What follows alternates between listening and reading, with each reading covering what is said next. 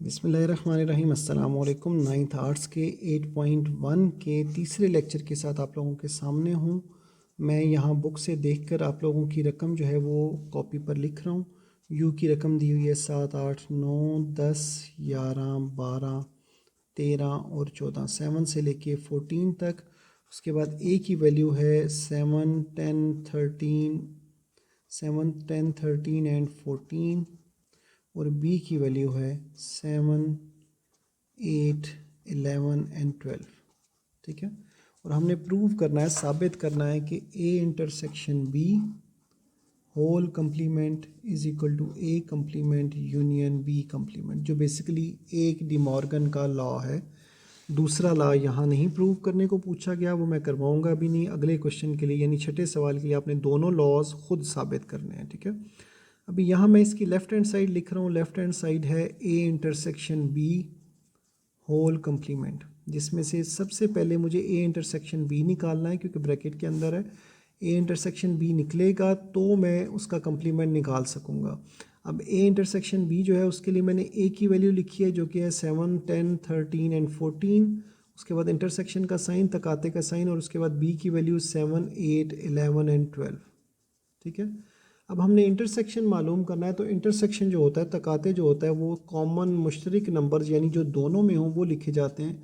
तो देखिए 7 दोनों में है और 8 इधर नहीं है, 10 उधर नहीं है, 11, 12 इधर नहीं है, 13, 14 उधर नहीं है, तो सिर्फ 7 ही आपका आंसर आ जाएगा ए इंटरसेक्शन बी का। अब बेसिकली आप लेफ़्ट हैंड साइड सॉल्व कर रहे थे जो कि है A intersection B whole complement.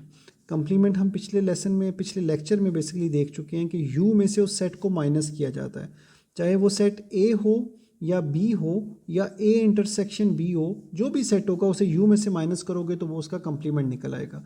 अब क्योंकि ये नाम बड़ा है तो इसलिए मैंने ज़रा उसे ब्रैकेट में लिख लिया है। यू की वैल्यू यहाँ लिख रहा हूँ जो कि है 7, 8, 9, 10, 11, 12, 13 और 14, 7 से लेके 14 तक। इसमें से माइनस हो रहा है ए इंटरसेक्शन बी जिसका आंसर सिर्फ 7 आया था।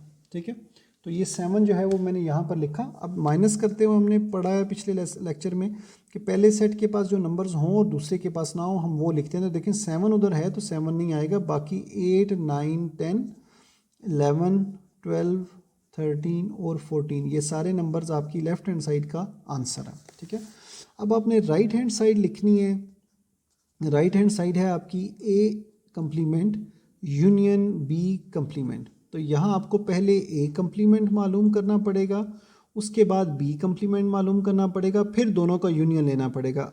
अब मैं ए कंप्लीमेंट मालूम कर रहा हूँ तो कंप्लीमेंट क्या होता है, यू में से उस सेट को माइनस किया जाता है।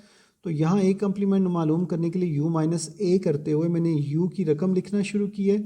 यू की रकम 7, 8, 9, 10, 11, 12, 13 और 14 ये सारी यू की रकम है। और ए की वैल्यू है 7, 10, 13 और 14। अब दो सेटों को जब माइनस करते हैं तो हम क्या करते हैं कि जो नंबर्स पहले सेट के पास हों और दूसरे के पास ना हों हम वो लिखते हैं। देखिए 7 उधर है तो नहीं आएगा, 8 भी उधर नहीं है, 9 भी उधर नहीं है, 10 उधर है तो नहीं आएगा, 11 भी उधर नहीं है और 12 भी उधर नहीं है। ठीक है, और 13 भी उधर है और 14 भी उधर है। तो ये आपके ए कंप्लीमेंट की वैल्यू आ गई 8, 9, 11, 12। ठीक है, तो ये क्वेश्चन प्लीज़ ऊपर से वीडियो को पॉज करके नोट कीजिए, उसके बाद नीचे से वीडियो को पॉज करके नोट कीजिए ताकि मैं अब आगे जाकर आपको बी कंप्लीमेंट बता सकूं और फिर हम राइट हैंड साइड को मुकम्मल भी सॉल्व कर सकें। तो अब मैंने लिखा कि we are going to find B complement. हम बी कंप्लीमेंट फाइंड कर रहे हैं। तो बी कंप्लीमेंट के केस में आपका जो बी कंप्लीमेंट है वो हो जाएगा यू माइनस बी। ठीक है, तो यू की वैल्यू वही 7 से लेकर 14 तक, 7, 8, 9, 10, 11, 12, 13 एंड 14। इसमें से माइनस होनी है बी की वैल्यू। बी की वैल्यू थी आपके पास 7, 8, 11, 12। मैंने ये गलत तो नहीं लिख दी ए की बी की जगह और बी की ए की जगह, मैं एक दफ़ा रीचेक कर लूँ। ए की वैल्यू है 7, 10, 13, 14, नहीं जी सही लिखी हुई है। अब बी की लिख रहा हूँ 7, 8, 11 एंड 12। ये हमने बी की वैल्यू लिख दी। माइनस करना है दोनों सेटों को ताकि कंप्लीमेंट निकल सके। माइनस में क्या होता है कि वो नंबर्स लिखे जाते हैं जो पहले सेट के पास हों और दूसरे के पास ना हो। ये मैं पिछले लेक्चर में तसल्ली से समझा चुका हूँ। तो देखिए 7, 8 उधर हैं तो इसलिए नहीं आएंगे, 9 उधर नहीं है, 10 उधर नहीं है, 11, 12 उधर हैं तो नहीं आएंगे। अलबत्ता 13 और 14 वहाँ पर नहीं है तो इसलिए वो दोनों आ गए। अब हमने ए कम्प्लीमेंट भी निकाल लिया, बी कम्प्लीमेंट भी निकाल लिया। अब असल चीज़ जो हम मालूम कर रहे थे वो थी A complement union B complement, जो कि राइट हैंड साइड थी।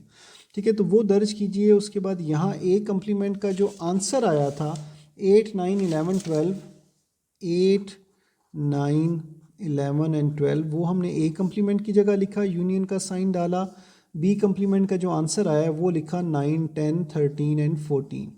अब यूनियन को मत भूलिएगा, हम लोग लेक्चर इसके लिए स्पेसिफिकली ले चुके हैं कि यूनियन में वो नंबर लिखे जाते हैं जो यूनियन में सारे नंबर लिखे जाते हैं, ठीक है, और तरतीब से लिखे जाते हैं। और कोई नंबर 2 दफ़ा आ रहा हो तो वो एक ही दफ़ा लिखा जाता है। तो 8 से शुरू करते हैं, 8, उसके बाद 9 2 दफ़ा है, ठीक है, फिर 10 आ रहा है, फिर 11 है, फिर 12 है, फिर 13 है और फिर 14 है। तो ये हमारा 8, 9, 10, 11, 12, 13, 14 ये हमारा A complement union B complement का आंसर आ गया। और अगर आपने जहन में नहीं रखा तो यहाँ से देख लीजिए, ये आपकी लेफ़्ट हैंड साइड का जो आंसर आया था वो भी 8 से लेकर 14 तक सारे नंबर थे। और अब जो राइट हैंड साइड का आंसर आया वो भी 8 से लेकर 14 तक सारे नंबर हैं। तो इसका मतलब है जो आपको प्रूव करने को कहा गया था, यानी A intersection B whole complement is equal to A complement union B complement, वो चीज़ प्रूव हो गई। हमारा ये क्वेश्चन ख़त्म हो गया। ठीक है, तो इसको प्लीज़ वीडियो को पॉज करके आराम से इसको नोट कर लीजिए। उसके बाद जो है वो देखिए, यहाँ पर अब आपने डिमॉर्गन के लॉज ही प्रूव करने हैं। पहले 7वां देख लीजिए, 7वें में आपने ये वाला डिमॉर्गन का लॉ प्रूव करना है। यहाँ पे ज़रा डिफरेंट था, यहाँ इंटरसेक्शन उधर और यूनियन इधर था, यहाँ यूनियन इधर और इंटरसेक्शन इधर था। पहले 7वां कर लीजिएगा अपनी आसानी के लिए। उसके बाद छठे क्वेश्चन में आपने ये वाला लॉ भी और ये वाला लॉ भी प्रूव करना है, जो मैं आपको पहले लेक्चर्स में बता चुका हूँ कि 2 आपके डिमॉर्गन के लॉज होते हैं जो आपको ज़ुबानी याद रखने हैं। ठीक है, तो वो ये मैंने ऊपर लिखे हुए हैं। ठीक है, तो प्लीज़ ये अगर नहीं नोट किए तो अपने पास नोट कर लीजिए। अगर पिछले लेक्चर्स नहीं लिए हुए तो पिछले लेक्चर्स ले लीजिए। इसके साथ जो है वो हमारी 8.1 आज कंप्लीट हो जाती है, जो बेसिकली मैंने आप लोगों की आसानी के लिए 3 लेक्चर्स में डिवाइड कर दिया। आप लोगों को अब भी समझ नहीं आएगी तो इससे ज़्यादा आसानी मैं आप लोगों के लिए शायद नहीं कर सकता। तो प्लीज़ तवज्जो दीजिएगा, मेहनत को ज़ाया मत होने दीजिएगा। इंशाल्लाह अगले लेक्चर में अगले एक्सरसाइज के क्वेश्चंस के साथ मुलाकात होगी। तब तक के लिए अल्लाह हाफिज़, अपना ध्यान रखिएगा।